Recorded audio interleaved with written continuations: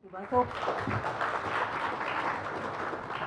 Well, it's really good to see everybody here. I've been coming to PNSQC, I think, for close to 20 years, so I see a lot of familiar faces out there and a lot of new ones, and I'm excited to be here. It's the first time I've spoken in an auditorium this large, so if you can't hear me or something's going wrong, wave your hand so we can know there's a problem and get it fixed. I was happy to get the chance to talk about lean at this conference because it's something I've been studying and working with and applying for the last 4 or 5 years, and I found the ability to make some radical changes with problems that had previously seemed to me like they weren't solvable. I'm glad to get to share this with you, and I hope you'll come away being excited also.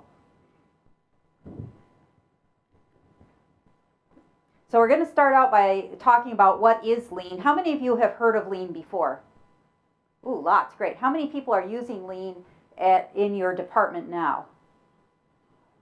Great, so a few, but this should be new material then to a lot of people. So I'm going to talk some about what is lean, what specifically am I going to be showing you in the rest of the talk, how do the lean methods work, and how are they applied in test labs.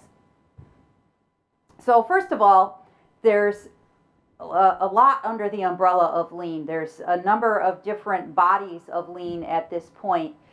And I like the way Alan Shalloway breaks it up in his book, Scaling Software Agility. He's got lean split into 3 areas. One is lean knowledge stewardship or knowledge capture, where we're talking about A3s and Kaizen events and how to use 5 whys problem-solving techniques. And I'm not going to talk about any of that today. It's not that it's not good stuff, it's very good stuff, but it's not the topic of this talk. And likewise, lean management theory, so how you manage people, the leadership, the education, also some very good stuff. But again, I'm not going to talk about that today. What I am talking about is lean science, which is how do you manage work flowing through an organization?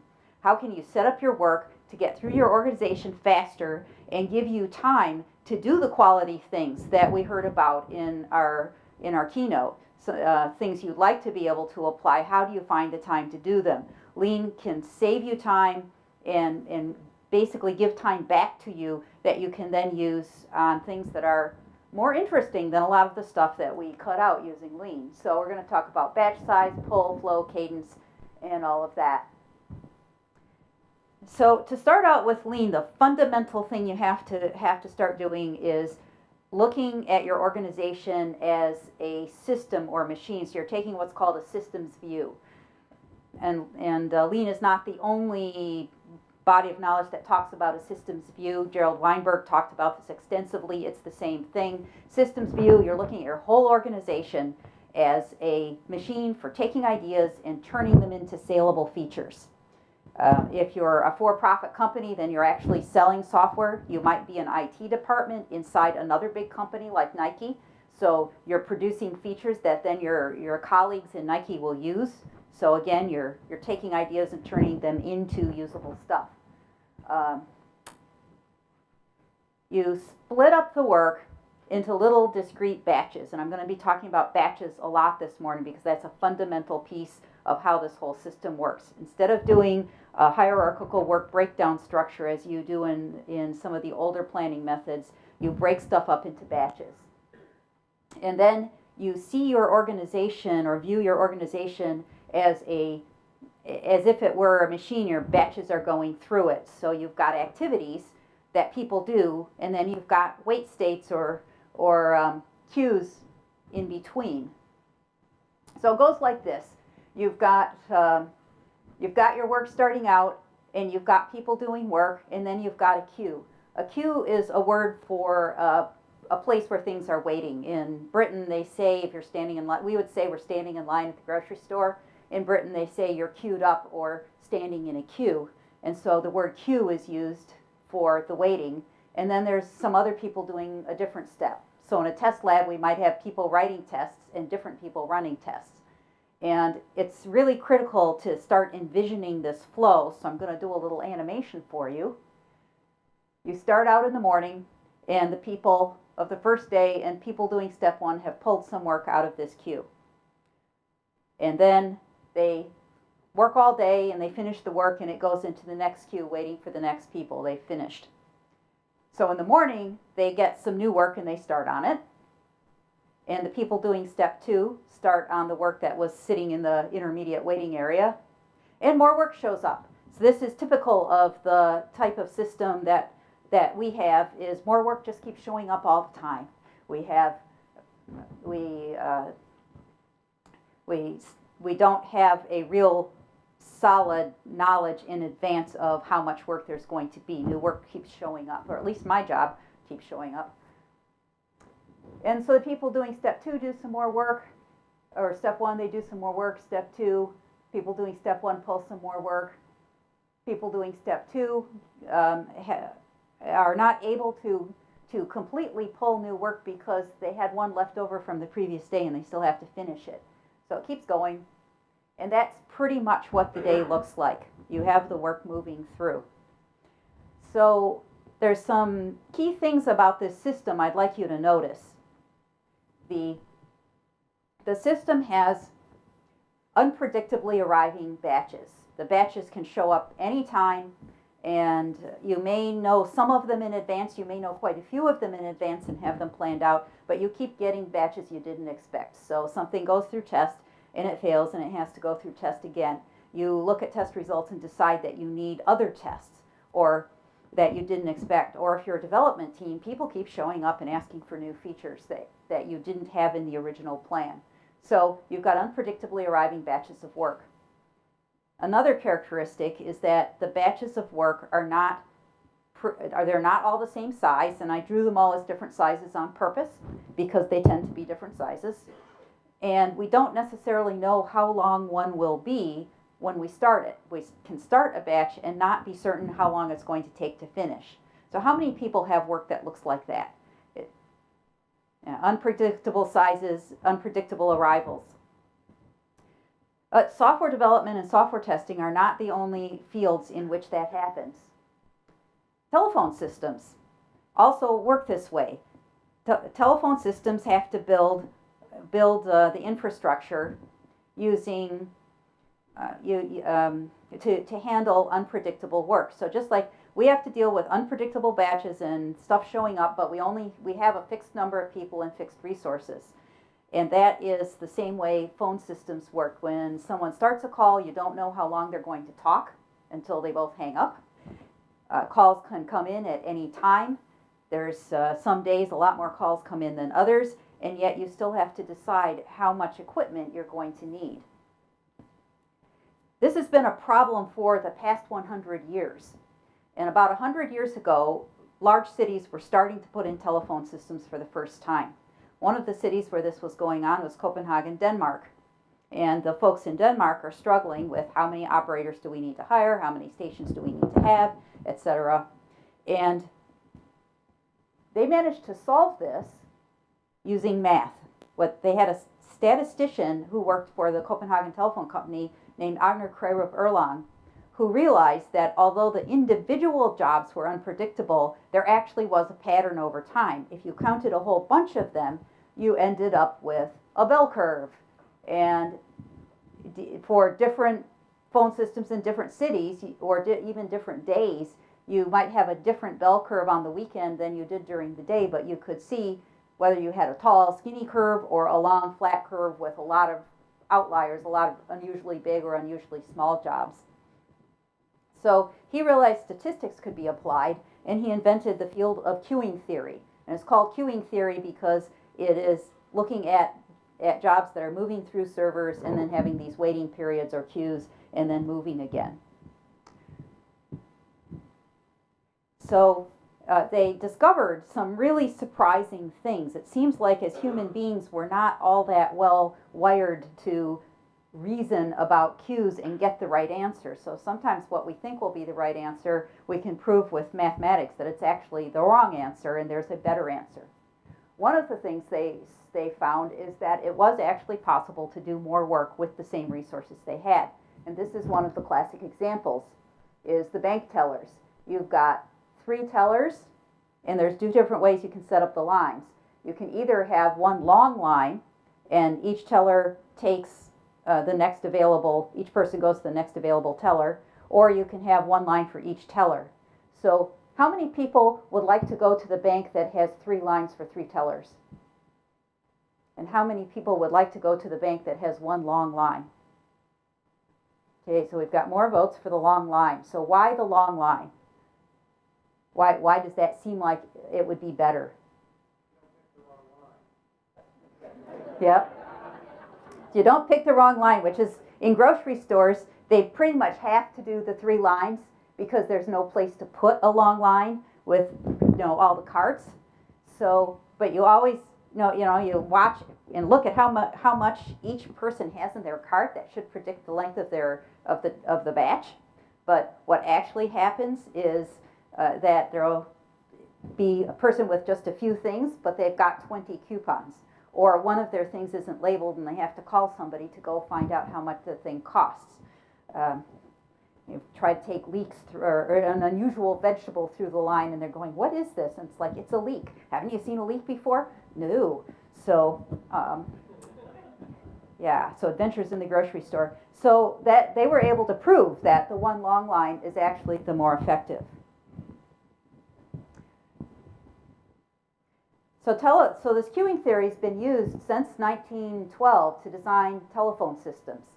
And it also is used to design the internet. The internet would not work without this. It's got all the packets of information going through the internet, and designing how you channel them and what equipment you need to push them through is done using queuing theory.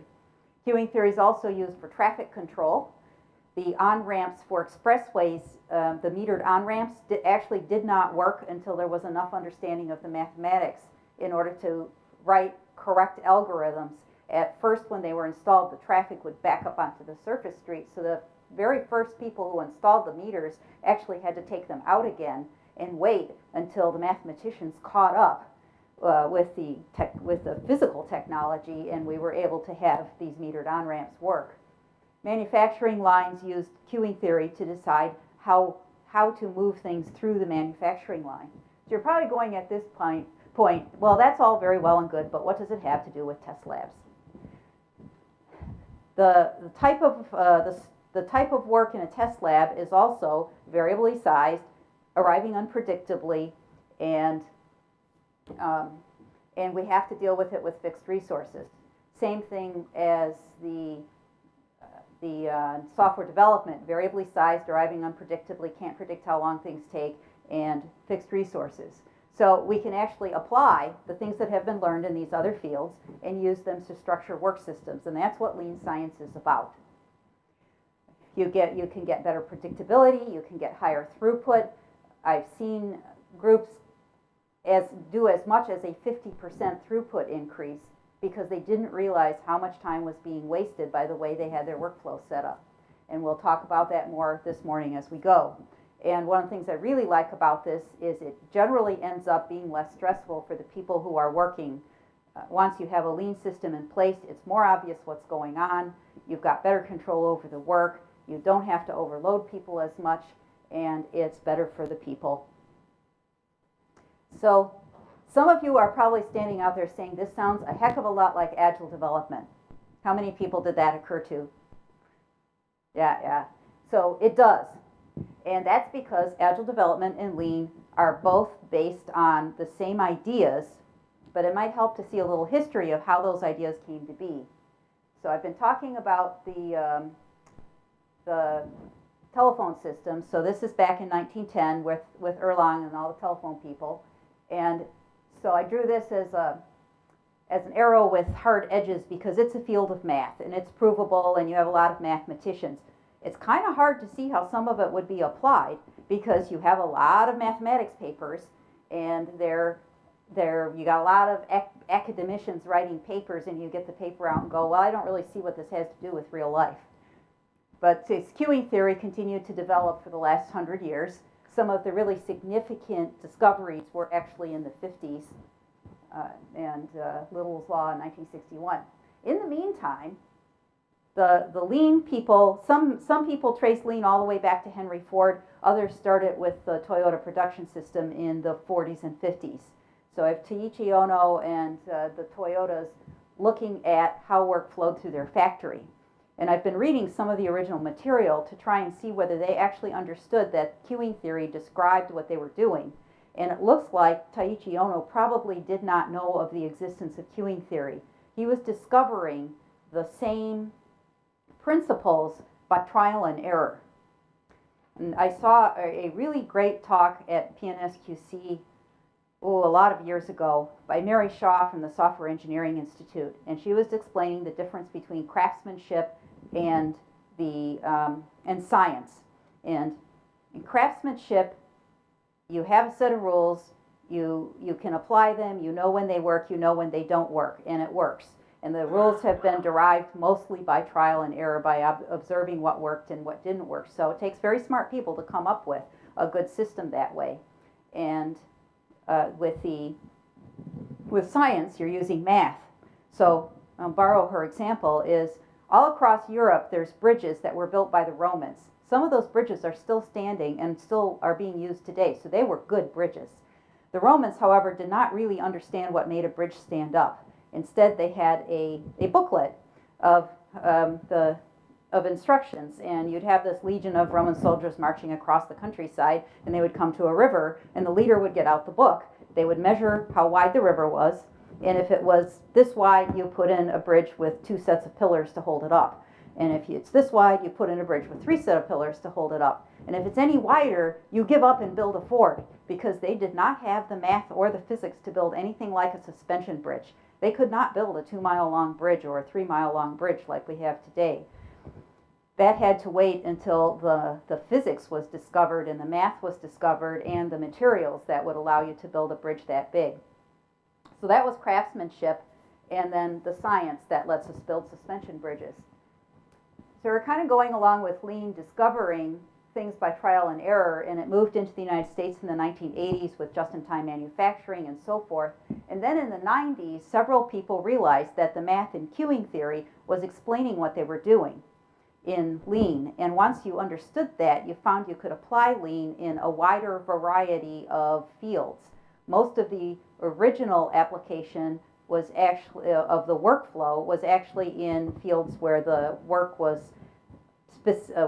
fairly predictable, evenly sized batches on a manufacturing line moving through the manufacturing line, and how to apply it to really variable work wasn't real clear until realizing that queuing theory was explaining what was going on.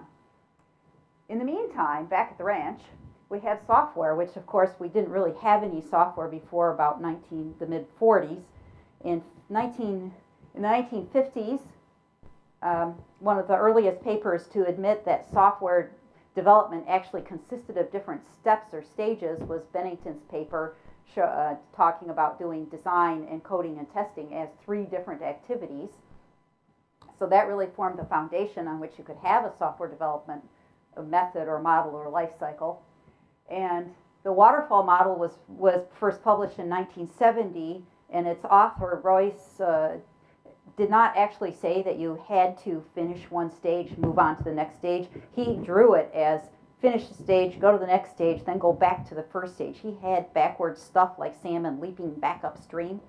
But it was unfortunately picked up by the military contracting, or the military for their contractors, and codified as you must completely finish this stage and then move on to the next. And what that essentially did was make your entire project into one enormous batch that you had, one huge batch.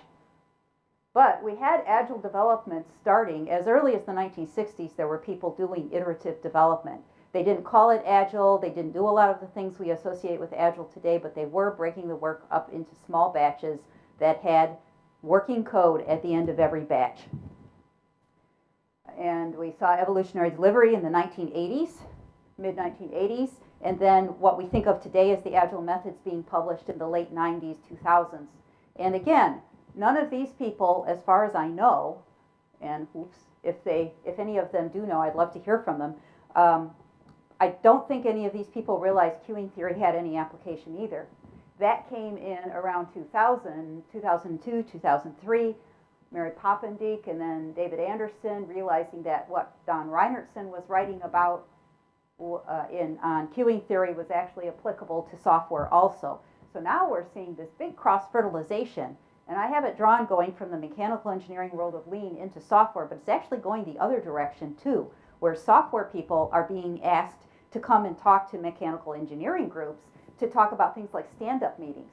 Because one of the things the Agile software community got very good at was methods to manage small groups, and the stand-up meetings being one of the classics there. And the mechanical engineering worked mostly on much larger projects, so they've got a lot to teach on how to handle a large project, and the queuing theory kind of ties it together. So probably enough of the math. You're probably tired of hearing the math by now. So what's the basis of managing your work using lean? First, you have to split it into batches. Then you have to understand what are your activities and what are your queues. It's not unusual for those two steps to cause improvement all by themselves, even though in theory they shouldn't, because simply understanding what is going on and seeing it can make a big difference. And then once we have the batches defined and we have the activities in queues, then we start tracking the progress of the batches through our system. And then we can optimize the system. So I'm going to talk about each of these 4 steps in more detail. First, what's a batch? A batch is a set of work that has a distinct start and a distinct end, so probably no surprise there. You don't get to count the same work twice in 2 different batches. It's discrete, and it delivers some value when finished. And that's really important. So this is different from the tasks in a work breakdown structure, because ideally a batch should deliver something that your users can use. And the reason we do it this way is that the tools we're using for optimizing the flow of these batches are very powerful. If we apply them to tasks, they will optimize the number of tasks we do. They'll make the number of tasks larger and larger and larger. How many people already have plenty of work and don't need any more work? Yeah, very few people actually need more work. So what we want is get more value with less work. We want to work smarter, not harder. And that's splitting the work into batches where each batch deliver values is critical, because we will then optimize the delivery of value rather than the delivery of more work. So we want to get value. So what value does a test lab produce? I know you guys know this. What does a test lab produce that's valuable? Right, absolutely. And 15 years ago, it would have been a little harder to get that answer. And you still occasionally see test labs that are focused on how many tests can I get done. That is value only if you're being paid by the test. And there are places that are, so that would be a legitimate measure of value for those places. Most of us, however, are being paid for information or valued for information. What our development partners want is information about the defects that are in this piece of software, the likelihood that there are other defects that we don't know about, the exact details of the defect and how to reproduce it. When we think the project is going to end, I learned a lot of years ago, if I wanted to know when a project was going to end, I didn't ask the developers, I asked the test lab. They were usually much more accurate. With Lean, I can explain why the test lab is more accurate, is because they have the end-to-end picture of when the thing's actually done enough to release. So we have all kinds of information we're trying to produce. So we want to structure our batches around information. And this has an effect on the test strategy. The test strategy is breaking up, this huge mass of work into chunks, and we have different ways we can do it. So we want to define the chunks so that each one delivers some specific information. As I've worked with teams applying this, I've seen that this really helps the group focus their test strategy. When you have every single person that's involved in defining a batch of work has to say, why am I running this test or this group of tests? What do I expect to get out of it? This helps them answer, when am I going to be done? What would let me know that I'm done? When do I have enough information? So we structure the testing to deliver definable chunks of information, and if possible, kind of shadow the development team. This is easier to do with Agile teams. It can be done with waterfall teams, but it is simpler with Agile teams because they already have the work packaged into user stories. So a batch, an easy batch to define is the testing time that it takes to get this user story finished, ready to ship. So to write the tests, run the tests, report the bugs, and then run the tests again for the bugs that have been fixed. And all of that together in one batch. And we also have tests that we run that are not so much focused around a feature. It's more of a kind of standard report. I've seen people do security and performance testing this way, where they want the information to give back to the design team, and the information doesn't necessarily constitute a defect. It's more like characterizing how the system is working. Either performance testing, of course, can find defects also, so you've got two things going on there. Final reports, where you bring all the information together and you predict what level of defects the customers will find out in the field. And then we also have other work that we do. We do work where the value is actually to our own department, like writing automated test frameworks, writing new procedures to install the software, buying tools so that we can duplicate a whole bunch of operating systems and push them out onto our equipment real fast. All of those are benefiting our own department, so the value is defined by how much time will this save our department. If we're going to spend more time making this change than we will save using the change, then it doesn't have very much value. So again, just structuring things in batches forces people to think about the value. We also have batches that are kind of required by our company, and there's value to our company, or at least we hope there is, but there isn't necessarily value to our immediate department, and that's things like, we want you to move from this building to this building because something else is going to happen in this building, so you guys have to put in a bunch of time and effort to move. You can define that as a batch. So those are batches that have value, and you want each batch to have a clear start and a clear end, so it doesn't just dribble on forever. And the end is something for software testers in particular can be pretty challenging. When has there been enough testing? So we want every batch to have criteria for being done, and different types of criteria are appropriate for different kinds of batches. If you're testing a feature to completion, then your criteria are whatever the release criteria for the feature is. How do we know this feature is ready to release? I used to do medical software a long time ago, and some of our criteria there included things like we can run randomly selected tests for 20 hours and we don't hit any critical or serious defects, and in a really small level of minor stuff. So that might be a spot check test or a regression test. And then there's suites where the value comes from bringing the report on the numbers observed back to the development team. So that one has pretty easy criteria. We're done. And these other criteria on this slide are for other types of work. There's probably a bunch of people here who do things in addition to writing and running tests. How many people do software development in your group? Yeah, we got some. So you're writing tools, you're writing test scripts, and maybe there's some development teams here as well. So you get some other possible criteria for being done. A batch could be done when, if you're writing a tool for somebody else to use within your department, your batch might be done when everyone agrees that it's good enough. So it's kind of a classic agile doneness. You might have something that has to have measurable attributes, and when it has this level of performance under these conditions, then it's done.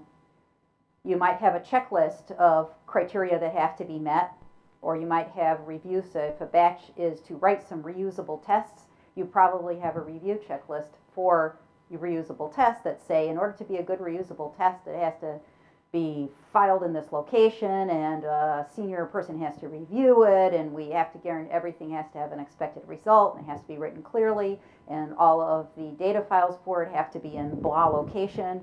So you've got a checklist. And then there are some things where it makes sense to just say, we're going to work on this for 4 hours, and then when whatever we find in 4 hours is good, and then we're done. It's not worth spending more time on. So that would be a batch that's actually where the criterion is a time box. So we've got the work split into batches. Now we want to make the activities and cues visible. And that looks just like the picture I was showing you before. You do a simple process map. It is a lot like value stream mapping, if any of you are familiar with that, but it's a lot less detailed. So you do a map, and you've got your initial queue. A lot of people call this their backlog. And then you've got your activities, and you've got a queue in between activities. If you think there's any waiting going on or any potential for waiting, we actually draw the waiting. This is different from a lot of process mapping techniques that I've learned. Most of them did not have the waiting shown, and that's where most of our waste is occurring, is in delay due to things waiting around. It's fairly easy to have a process where something is in progress for 2 weeks, and it's actually only had 3 days of active work, and all the rest of the time has been spent waiting because one group is finished and another group hasn't picked it up yet, or waiting because I started it and I had to stop because I got interrupted by something else, and so it went back into the waiting. You start tracking the waiting, you find that there's a heck of a lot more waiting going on than you thought. So we're tracking the activities, we're tracking the waiting. And we make this visible then with a visual planning board. A lot of Agile teams use these, and they have different names for them. People using Kanban use these. Is anybody using a board like this with Post-it notes? Project management? Yep, okay. Got about a quarter of the people here already are doing this. So the visual planning board is a really simple method for understanding what's going on at any snapshot in time in your group. These are usually put up on a wall where everybody can see it, and a hallway is really good. You can do them on a large piece of paper, you can do it on a whiteboard, you can do them on those trifold foam project boards like the kind you use for science fairs. And what you do is you lay out the board, you make columns for each of your states. If you have a wait state, you usually stick it right next to the active state and put a dotted line to show it would come out of here and it would wait, and it's still considered to be belonging to this group until this group is ready to pick it up. And then every batch is represented by a sticky note. So you just write your batch names on the sticky note. And there's a lot more you can do with visual planning boards, but this is the simplest one. And then what this does, because it's sitting out in the hallway where you're going to walk past it every day, multiple times a day, the status of the project kind of jumps into your brain. And every team member and the manager is able to see it, and you find that you're spending less time having status meetings because you pretty much know what the status is by looking at this. So does that, we've got a lot of stuff waiting here, and we've got some stuff that's in writing and some stuff written, executing, done. What jumps out at you from this project board?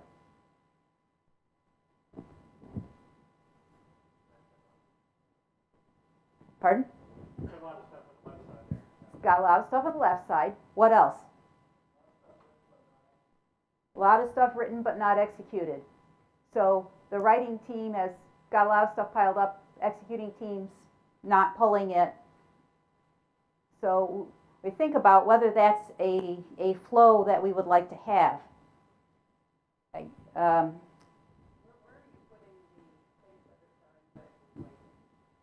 That are, if you're done, you're not waiting anymore.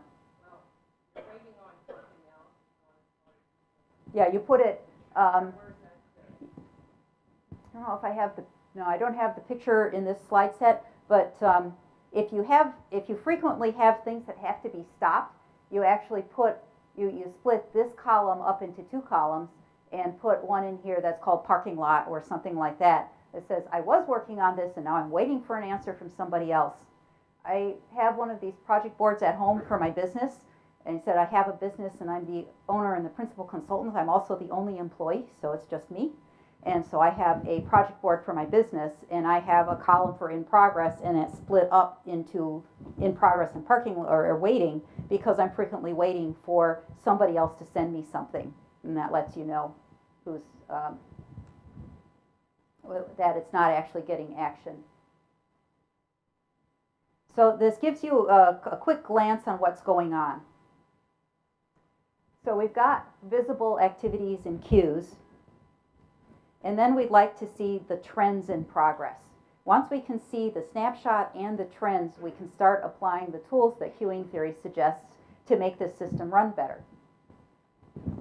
To track the progress, we start with a graph, not too surprisingly.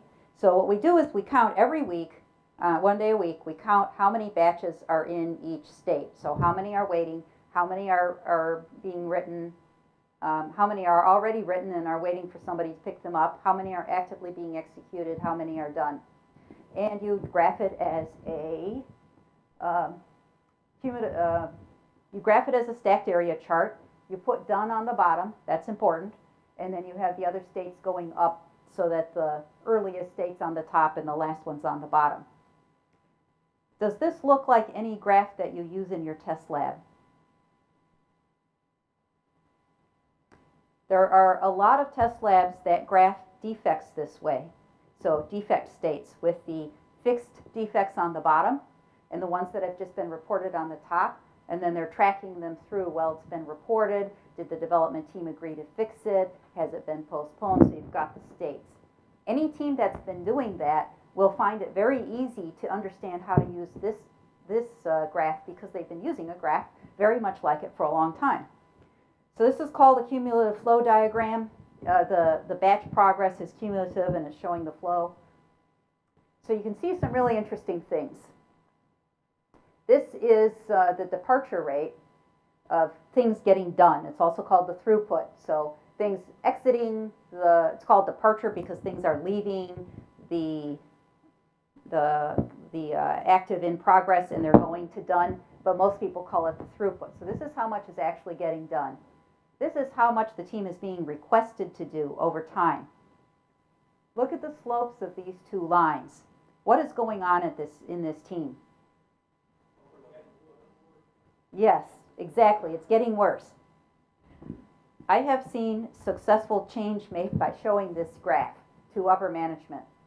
This seems odd, but I've seen it happen. The team had been going in week after week to the upper management with lists of bullets, PowerPoint slides full of lists of bullets saying, we have too much work, we have too much work. And the management response is, everybody says that, go back and do your work. They go in with this graph, and suddenly you have a different conversation.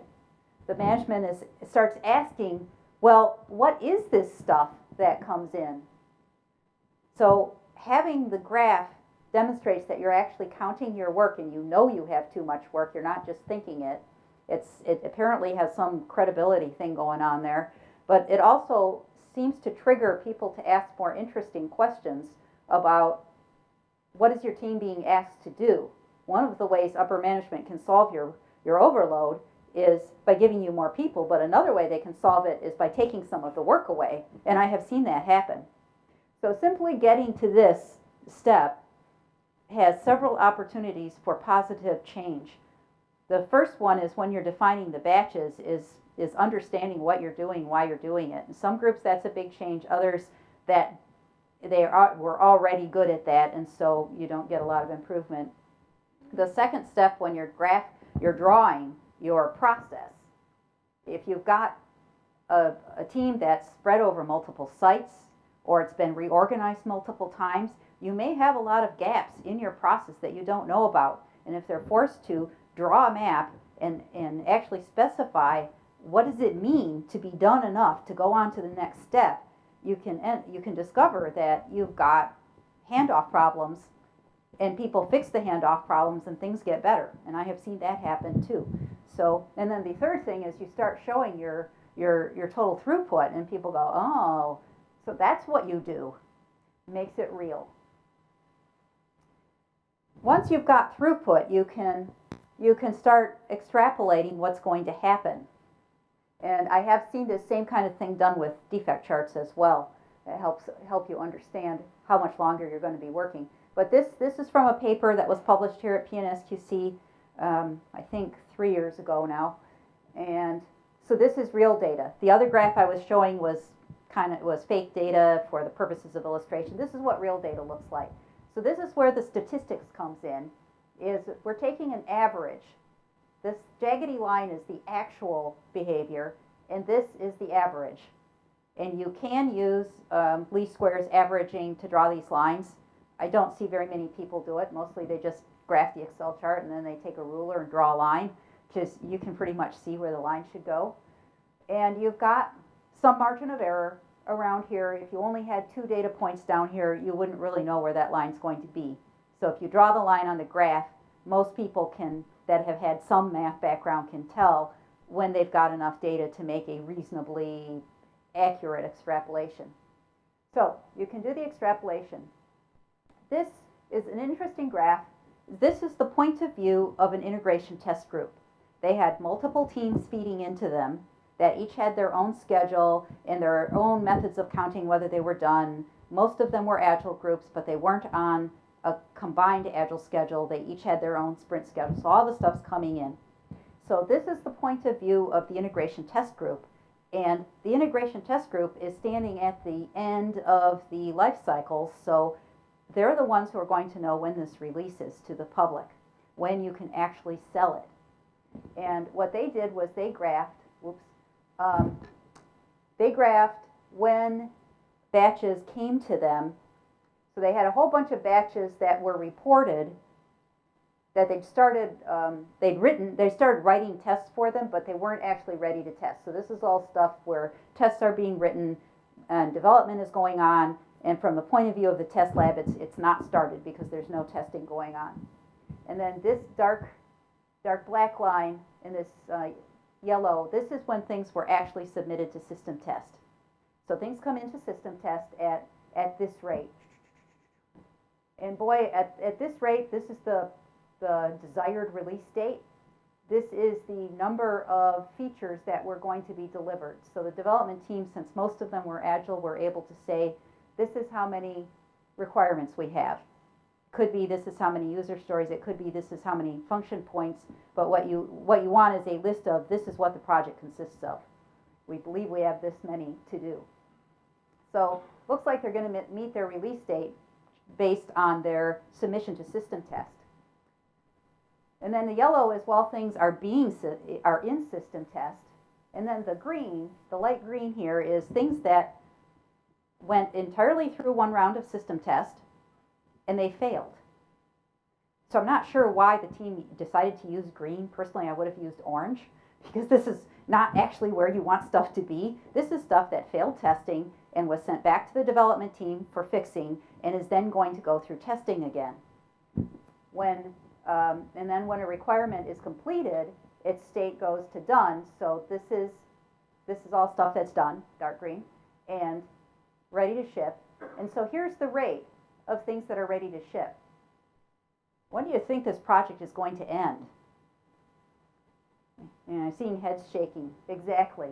It's going to end way out here. So I was on this system test team while this was going on. We do these graphs for the first time, never did anything like this before, brought them to the development teams, the collected development teams and the system program team, and said, this is when we think this is going to release. The first response was actually not an unusual one. Your data must be wrong.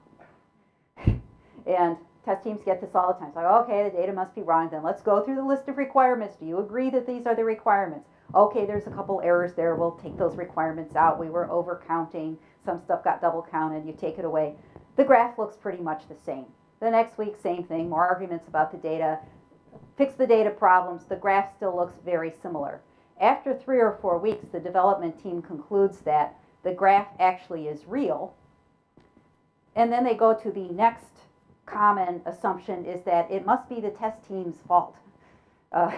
The test team must be falling behind. However, look at this graph. This is submission to system test. This is completion of the first round of system test. Is the test team falling behind? They're not. They're actually completing system test a little bit faster than stuff can be sent to them. So that discussion took not more than 1 week. And you just had to explain how to read the graph, and then everybody goes, oh, okay, it's not the system test. That in itself cut out, in my experience, about 6 weeks of arguing. And so it's not system test. What is it? Well, you've got this line going up here and this line going down here, and what's in between? It's the fixing and retesting. So that's considerably slower than anything else. If you want, and so then you see the next usual thing that happens with these large program teams is there will be a miracle next week. Something, they look forward in time and pick something that's going to happen in the next few weeks and say, this will get much better suddenly, and it'll be fine. So they go forward, and it doesn't get much better. And 2-3 weeks, and you're still seeing the same graph, and you are not getting the desired hockey stick effect where this bends up. So finally, everyone comes to the conclusion that in order to get different results, you have to actually do something different. And they decide to do something different. If this was your project, what would you do differently?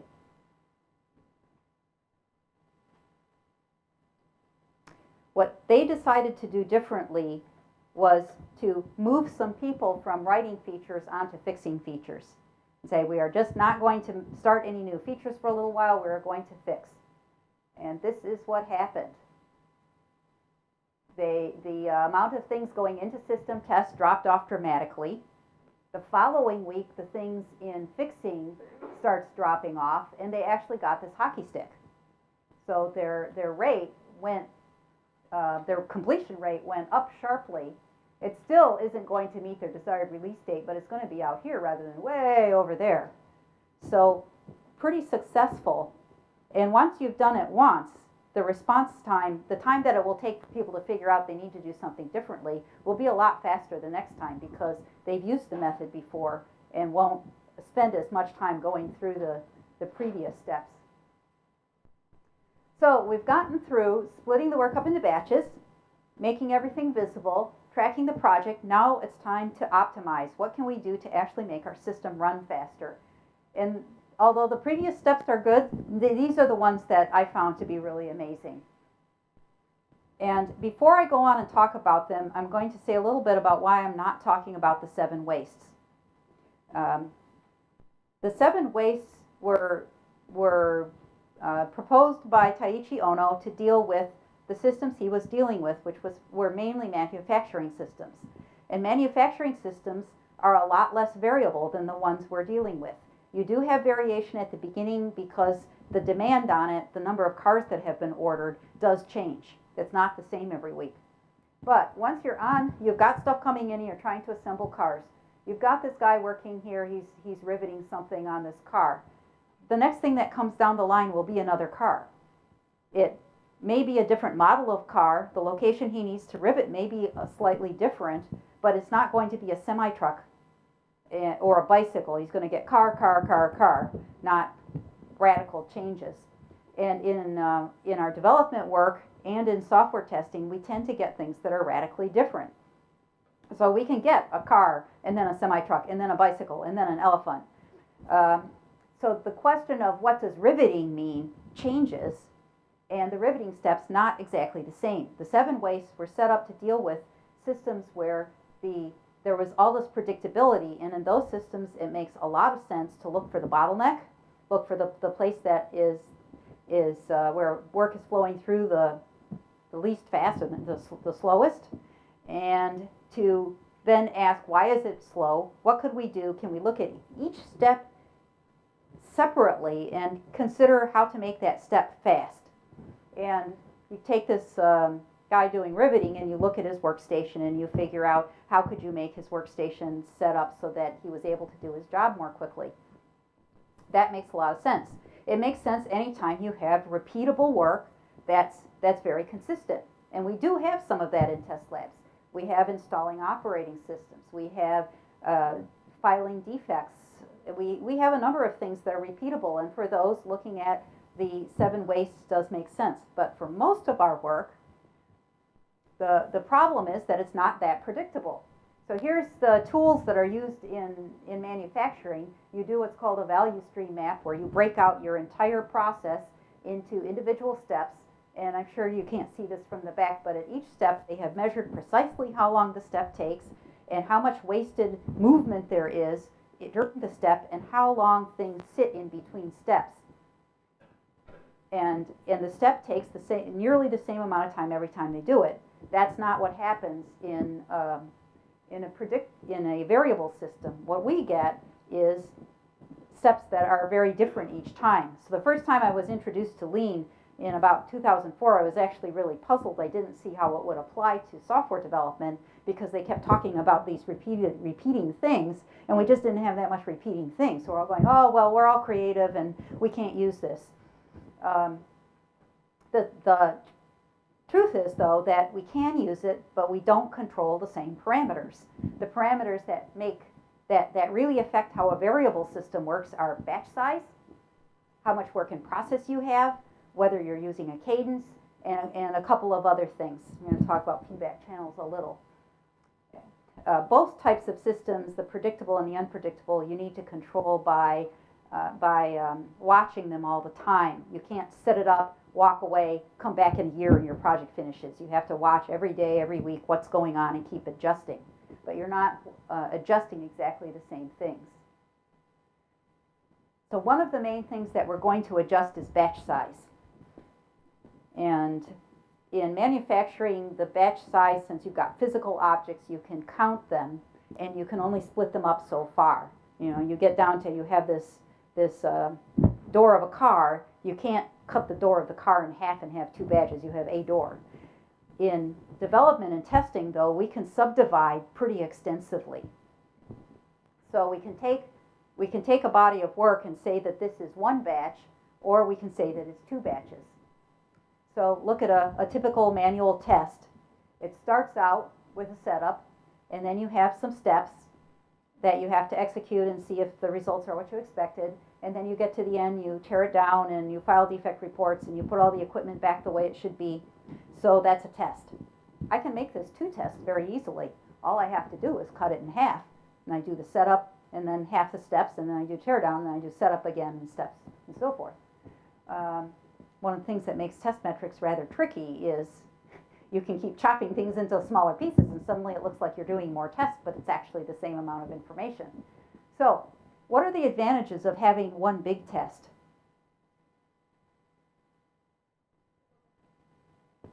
So it's easier to count, and there's lower overhead. Yeah, and that is often what's driving decisions about how large tests should be, is how much overhead is there. So the overhead is called, in queuing theory, called the transaction cost.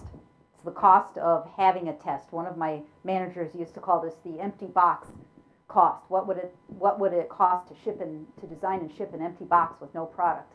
That's all your overhead. So you've got the overhead, but there's also a bunch of costs associated with being a big batch. And most people don't recognize those and don't, because they're not explicitly thinking about them, they tend to make their batches larger than is actually optimal for their system. So one of the costs of a large batch is you have less flexibility. If I have a short test, at the end of that test, I'm done. I can decide to run something other than what I had scheduled. If I have a 3-day long test, I'm going to be testing for 3 days.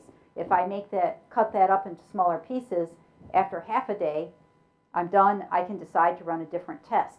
That gives me more flexibility. Depending on what we've been finding, we might want to run something different. You also have a predictability difference. Every time you finish a batch, you get some information about how long it takes to do the average batch. This is why scheduling in waterfall tends not to work. And I actually felt a lot better when I realized this about 4 years ago. That's impossible for waterfall to have a perfectly accurate schedule, no matter how good you are at estimating, because it is not possible to predict exactly how long each thing is going to take. And especially if your project is somewhat different than projects you've done before, or your team is different, you don't have precise data on your velocity. Once you start doing the project, if you've cut it into little pieces so that each piece finishes and is something you can ship, you start collecting data on how long it takes to do the average thing you can ship. And surprisingly, it doesn't take very much data. The very first time I did this was in about 1994-95, and we had been doing these waterfall projects, like 18-month waterfall projects, with a team of about 10 people. And we decided for our next project to do stage delivery. Anybody remember stage delivery? Yeah, a few people. It's not used anymore. It's sort of a precursor to Agile. All of its stage delivery basically took your whole project and cut it up into stages and said, group together some features and you're going to design them, code them, test them, finish them to a shippable point and go forward. Didn't have any cadence, didn't have sprints. We still wrote a ridiculous amount of documentation, a whole bunch of Agile stuff we didn't do, but we did split it into stages. We split this particular project, if I remember correctly, into 12 stages. And we did about 4 of them. We did 4, and then we stopped and said, well, we should have used up 1/3 of the total time, right? Well, take a look at the schedule and you've realized you've used up half the allotted time, not 1/3. And it's like, well, we don't really have any reason to believe we're going to get any faster. This does not look good. So we went back to our marketing team and said, we can either deliver the entire project, but it's going to be well after the trade show that this was targeted at. And we can see that from just the 4 data points. And we made a nice little graph and showed them the data points, just like a less sophisticated version of that CFD. Or you could drop a feature, and then we would probably make that trade show. So they opted to drop a feature. And we said, if you're going to drop a feature, it needs to be one we haven't started yet, right? And so they did. The feature they chose to drop, I worked on that product line for 3 more years after that, and we never did put that feature back in. So I think they made a very good choice. It apparently was one nobody wanted. So they dropped a feature, and we made the trade show. Barely, but we made it. And that was the first time I saw this work, and I've seen it a bunch of times since, that you get actual real data. Every time you finish a batch, you know how long that batch took. And the more uncertainty, the more this is new development or a new team, the more this helps. So you get, in a completely waterfall, you basically have one giant batch and nothing finishes until very close to the end. So you have no data to correct your schedule with. You have, at 3/4 of the way through, your schedule is just as uncertain as it ever was. If you're doing any form of incremental development, you get, as soon as you get a whatever you're calling it, a sprint, a user story, a stage, whatever, as soon as you get one done, your uncertainty goes down, and it goes down steadily. So that's really helpful. You also have feedback time, or that if you've got large batches, say if you're doing a really long test, nobody gets defect reports until close to the end, or you don't get your information till the end, and that slows down how long it takes to get the feedback back to the developers.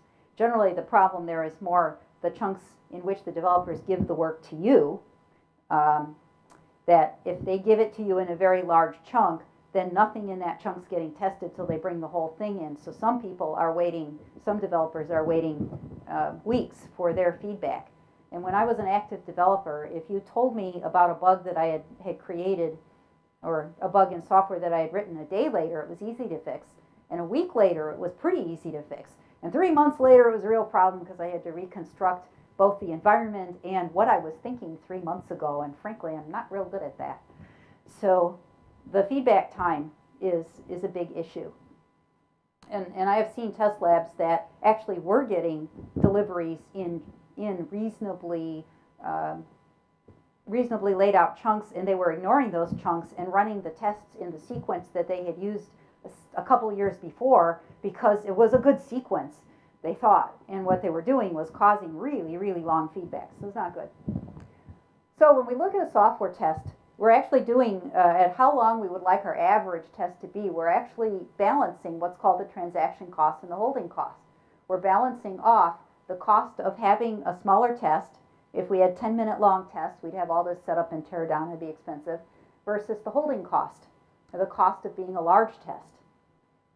The first time I managed a test lab, I had to advise the developers or the people writing the test how long I wanted the test to be, and thought about this for a while. And one of the things I observed is that 10, 15-minute tests were silly. 3-day long tests looked pretty silly. When you get down in the 1-day range, there was something else strange going on. And after some observation, these were mostly manual tests. And what I found was that if somebody started a test and then they were interrupted for either lunch or going home for the evening, the chances that they would come back and pick up where they left off were actually not very good. And all these things kept happening. The kids would call, the school would call, and your kid is throwing up and you have to go home and go to the school and take them home. Or they would get asked to move onto another project temporarily. Somebody would come in at night and take the equipment. And it would take pieces of equipment. We couldn't finish the test because we were looking for the equipment. So there were all of these delays and interruptions that would happen whenever the test went over one of these major breaks. So what we did was we made our tests 1 to 2 hours long. And that meant we could run 2 to 3 tests in the morning, 2 to 3 tests in the afternoon, and they would be completed, and there wouldn't be this carryover where things tended to get hung up. And I'm not real sure what the technical term for that would be, but what we were doing was keeping the flow moving. You can actually do the math for this. So queuing theory, and I'll show this in my workshop on Wednesday, is how this math works out. But basically what you have is holding cost and transaction cost, and you add them up, and you get the total cost has kind of a flat spot, this U-curve with a flat spot. And most people are over on the side of having batches too larger than they should be. So if they make their batches smaller, they'll see their total cost getting better. They're usually not aware of this because they're not thinking about their holding cost at all. But it's likewise possible to have things go too fast or too small. And I have seen groups, I saw one group trying to do continuous integration that was actually making things worse by integrating so often that their overhead had shot up way high, and you don't get better behavior unless you get that overhead cost, that transaction cost, down. So that's the batch size. And we can improve things by watching our batch size. We can improve things by watching our work in process. And it depends on where your group is, whether batch size will be the most powerful change or work in process will be the most powerful change, or something else. However, work in process very commonly is the biggest, the most effective thing. And that's because work in process is costing us a lot of money we don't recognize. So you see this guy here, he got a big warehouse and so got all these bags of coffee beans. So the company that owns this coffee is paying for the warehouse. They're paying for the shelving. They're paying for the heating and the cooling, and they're paying this man to walk around and count coffee beans. And no doubt there's a data tracking system somewhere that he's going to go enter his data into, and they're paying for that, and they're paying for the maintenance of that. So all this stuff's being paid for. Our work is the same way. When we start something, the minute we start it, we have to start tracking it. When we have to do a lot more tracking than we do when it's not started. So we have to talk about it in status meetings. We have to, as the managers, keep track of who's working on it. We move things back and forth. Work that's partially finished costs money. In software development, the partially finished work can also become obsolete in the middle. If it stays partially finished long enough, somebody else will do the feature at some other company, and suddenly your feature is worth a lot less. That happens. But I think the most insidious thing about this work in process is the task switching. This is a huge cause of waste in most knowledge work systems, which includes software testing, which includes software development, is switching back and forth between different pieces of work, different projects. Psychology studies have shown that human beings do task switching at different speeds depending on what they're switching between. So if I'm cooking over a fire and a baby runs into the fire, I can switch from cooking to moving babies really, really fast. That's a good survival characteristic. We wouldn't be here if we couldn't do that. But we're not actually very good at switching between thinking about the test strategy for one project and doing the end of project report for a different project. Those are both tasks that take a lot of intellectual investment characterizing defects where you're juggling, 5, 6, 7 parameters in your head at one time, trying to decide which thing might make this defect reproduce faster and what can be ruled out. Those things take a lot of mental energy, and it can take up to 10 minutes to switch between one and another. If your people are working on several different projects every day on the same day, they can easily be asked to switch 6, 7, 8 times in a day. And you get one free switch at lunch and one free switch when you go home, because you're unloading your brain anyways. But all those others you're paying for. So you can easily eat up an hour to 2 hours a day doing task switching. And these guys here, this is from an actual study. An actual study where they were graphing the number of tasks that you could complete, or the number of tasks that a person was doing with how much time they were actually spending on work rather than on trying to figure out where they were and writing notes to remind themselves where they were when they came back to it. So this peaks out, in this study it peaked out at 2, and then it drops off pretty fast. And there are plenty of managers who feel that multitasking is a virtue and you should do more of it. And unfortunately, some of the management jobs are easier to multitask between than the technical jobs. But it's typically not a big virtue. Why do you think this peaks at 2 rather than at 1?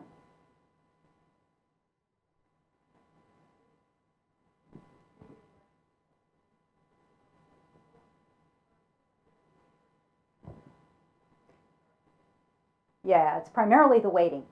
As you said, if you have to wait for things, you're working, and now you need to ask somebody else and they're not there right now. If you have something else on your plate, you can go work on that. And yeah, you've lost 10 minutes, but if you didn't have anything, you'd be idle. So it's good to have 2 things, and in some organizations, 3 is more the ideal. It depends on how much waiting you do, or how many times you have to wait for somebody and how available they're likely to be.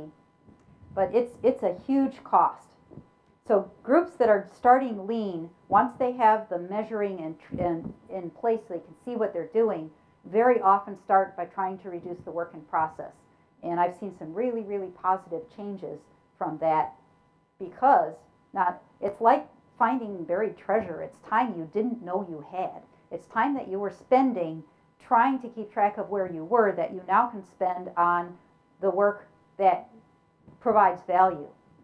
And it also makes the people who are working happier. Most of them don't really like doing that much task switching, and they are happier, more productive when they're allowed to focus. So you want to cut down the number of things you're doing concurrently.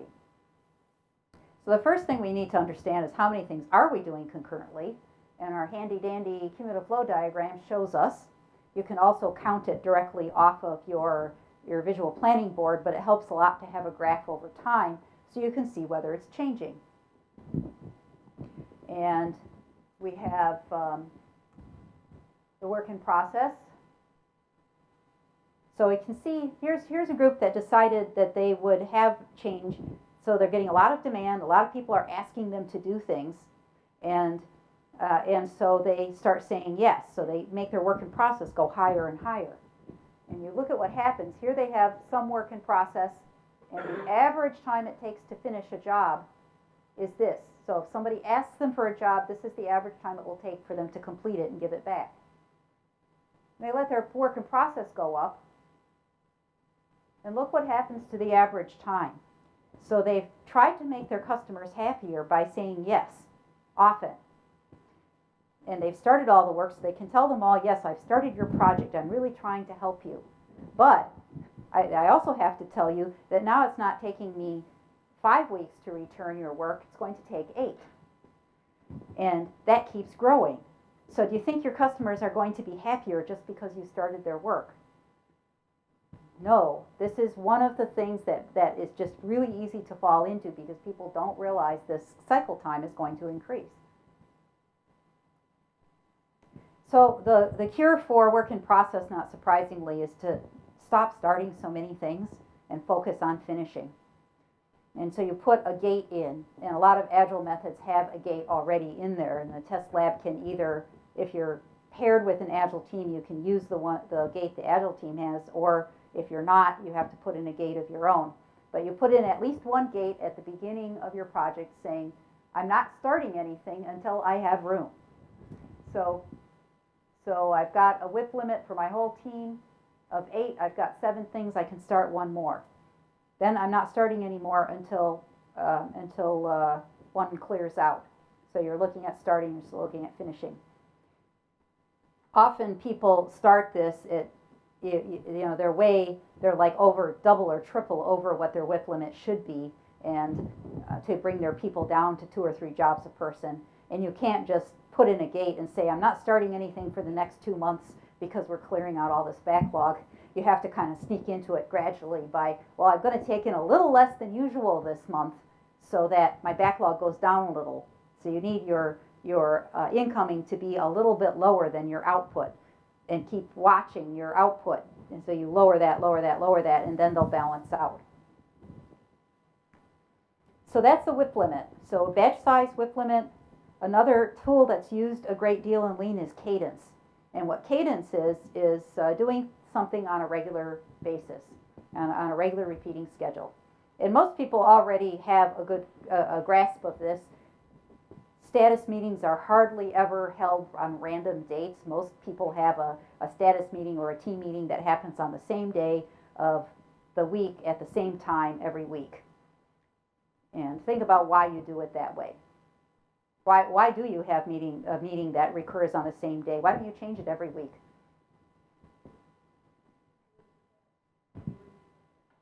People would forget. You wouldn't be prepared. You'd have to reschedule the room. You'd have to juggle people's schedules, asking who could come at 2 o'clock on Thursday versus 4 o'clock on Wednesday. So you've got all this work that you'd have to do over and over. If you put it on a cadence, you reduce the overhead, but you also reduce the decision points, which I think is a very good point there from the woman in the middle.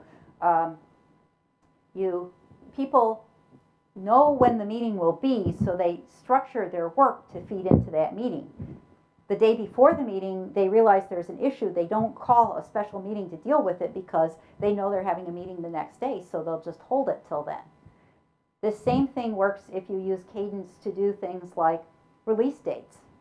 And that's called a release train method of project planning, where you set up your planning so that you release, this is done a lot with websites, is you release the website, say every 2 weeks on Friday, we're pushing out new code. If you can have your code ready for that train, it can go out that Friday. If not, you've missed the train, you go out 2 weeks from now on Friday. We don't set up a special release just for you. We have these fixed dates, and what this does is it cuts down the number of decision points enormously, because you can't aim at every day. You can only aim at every other Friday, and so there aren't nearly as many degrees of freedom, and it just cuts the work. A surprising amount sometimes. So we use cadence a lot, and you can have Agile or Lean project management methods that have 3 or 4 different cadences running at the same time, where they interlock. So you have a cadence every sprint. A sprint is definitely a cadence, but the stand-up meetings are also a cadence. They're a smaller cadence running inside the bigger cadence, and you like them to line up so there's an even number of the smaller ones inside the bigger one. So you can have a lot of useful things with cadence. If your cadence is too slow, this actually causes high work in process. And this is a problem particularly with groups that do yearly planning. How many of you do have a yearly planning thing going on in your company? Yeah. Dean Leffingwell's book on Agile requirements has an awful lot of actual project management in it, and he has a chapter I really like explaining why yearly planning for IT departments is really bad. So what happens, so this is a story, this was published last year, and this was a story from a few years before on a group that was doing yearly planning for improvement initiatives. So this is a large test lab that had sites in several different states, and once a year we would get together and we would come up with improvement initiatives for the whole year. So we'd have like 3 days, and we would all be really excited, and we'd come up with lots of initiatives. And what would happen was, and we did not do this cumulative flow diagram. We did reports with bullets on slides. when we started doing cumulative flow diagram, it got a lot more apparent that what we were doing was having the meeting, defining the 27 things we wanted to do this year, and then very quickly starting a whole bunch of them. So within a couple months, we had over 20 started, but we only finished one. So during the year, we kept having status meetings where we would discuss all of the projects that we had started and why we weren't making progress on them. And over the same project, every 2 weeks, you have to talk about this project over and over and over, but very few of them actually got done. The following year, after this, in end of '08, start of '09, our manager said, we're going to do this the lean way, in which I want smaller initiatives, and we're going to talk about them every quarter. So this quarter, you only need to plan for 1 quarter. And I don't want to see this enormous work in process anymore. I just want to see a few things. And we found that once we had done that for 2 quarters, our ability to do things went up very enormously, actually. It's hard to count because you've changed the way you're counting things, but it seemed like we were doing at least 50% more than we'd been doing before, that we were getting improvements that were useful. And part of it was by chopping them into small pieces, so getting small batch size. And part of it was having a cadence every quarter so that we didn't have to think so far ahead or commit so far ahead. That meant a lot less arguing about what we were going to do with our resources because we only had a small time frame to work with. And having the work in process down to a level where we spent most of the time actually working on the initiative and very little time working on talking about why we weren't doing the initiative and what we had done instead. So that's tools that we use. We use Kanban, feedback channels, and pull. And so there's other tools that go with Lean as well that we don't have time to talk about here this morning. I am doing a workshop on this on Wednesday, and I wouldn't be surprised if they would let you sign up for the workshop if you've gotten really interested in this. But basically what we do is split the work into batches, make the activities visible. Then track the progress of the batches through your system using a visual planning board so you can see the day-to-day, and using a cumulative flow diagram so you can see the trends over time. And then you optimize your system using batch size, work in process controls, cadence, feedback channels, a number of different tools that you can use. And they do go in a little eliminate waste, but we don't spend too much time explicitly looking for waste because we're using the batch size and work in process basically to find it. And there's some references. There is a paper in the proceedings, and the same reference list is in that paper. So that is the end. So the question is, how do we account for the variable batch sizes? And the law of averages does take effect. If you have enough batches, you count them all, divide by the number, take the average, and it does end up working. However, you have to have quite a lot of batches to do that, and you find out pretty quickly that it helps a lot if you get that distribution curve to be narrow.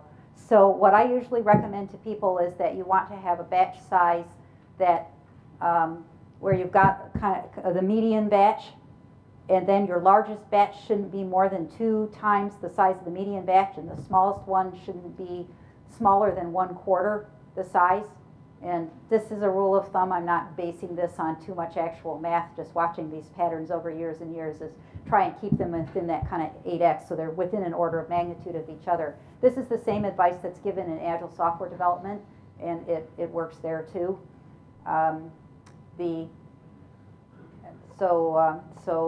You can definitely have different batch sizes. And people who've been doing these defect graphs, you do cumulative defects over time, and then you're kind of looking at when you think the find rate will slack off or the fix rate will slack off. The fix rate actually is variable size batches, but we rarely weight that by how long we think it will take to fix a defect. We usually go, well, we've been fixing 20 defects a week, we'll probably keep fixing around 20 a week until we get to the very end of the project and we have 3, and at that point, of course, using statistics doesn't help you a whole lot, and you want to look at the actual 3 defects and make your estimates based on that. Okay. Next question? Yeah.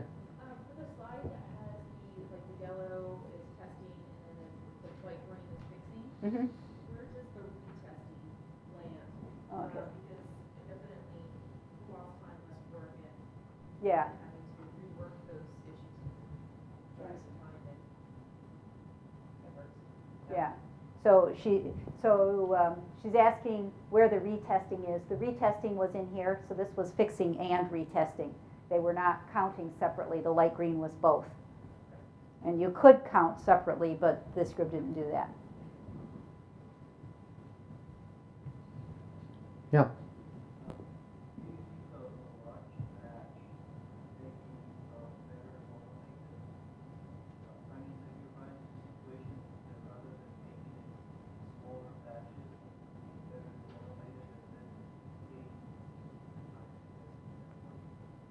He's asking if it would be better to automate the batch rather than make it smaller. So what automating the batch does is it makes it possible to get the same amount of information a whole lot faster. You've just reduced your transaction cost. Congratulations.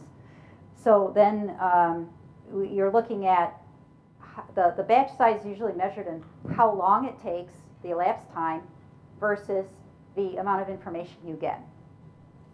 So if you automated a test, the elapsed time would go down to here. And in that case, you look again at what's our transaction cost, what's our setup cost for an automated test. It often does make sense to have a test with a lot more steps. That's why we automate them, because they get done faster. Another question? Yeah. So you mentioned that it was really hard to do estimates with waterfall. And I'm curious, was it because the requirements were changing as you got farther down the life cycle, and you had to go back, and there was basically efficiency there, or what? I'm assuming that in a waterfall life cycle, you know at a certain stage all the requirements and everything that needs to be built for a piece of software. So my personal experience doing waterfall, was in medical products in the 90s. The requirements actually did not change much. The products at that time were defined pretty tightly by what the physicians and the medical practice at the time would require. And so there was very little in the way of requirements change. What generally happened was we didn't know how long it would take to build it. And we were often working on things where it was pretty cutting edge technology for the time, that we hadn't actually built a system exactly like that before, or even remotely like that. I did one where we were jumping like 3 generations of operating systems in one project, and we didn't know how long it would take. I mean, we were also making some estimation errors, but it got a lot easier when we split it into stages, because once we did one stage, we could look at what happened during that and go, oh, one of the things we need to account for is how long it's taking us to figure out how to use the database. And then it occurs to you, maybe this would take less time if we sent someone to database class training. And so you can make some adjustments during the project. But if we had done the waterfall, we would not actually have had enough data to know that we were having problems, because we didn't get anything up to system test until 3/4 of the way through the project. So getting some stuff to go all the way through faster helped a lot. So fail fast. Yeah, fail fast. Any more questions? Yeah. This morning's speaker had a very low opinion of teams and integrating QA with their and in sort of the context of lean and having reducing handoffs, costs, and whatnot. I would be interested to hear what your opinion is of those kinds of teams versus a separate QA organization.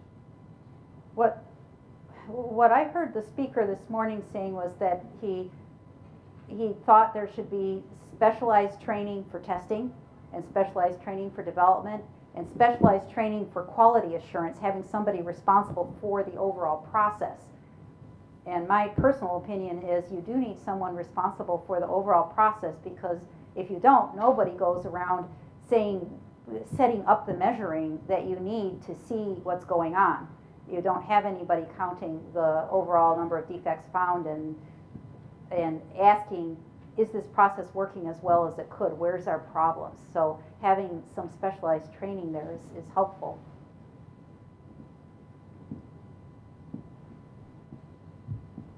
We have a little more time. Any more questions? Yeah. I have opinions about the organizational structure. If you want to talk about that afterwards, we could certainly do that.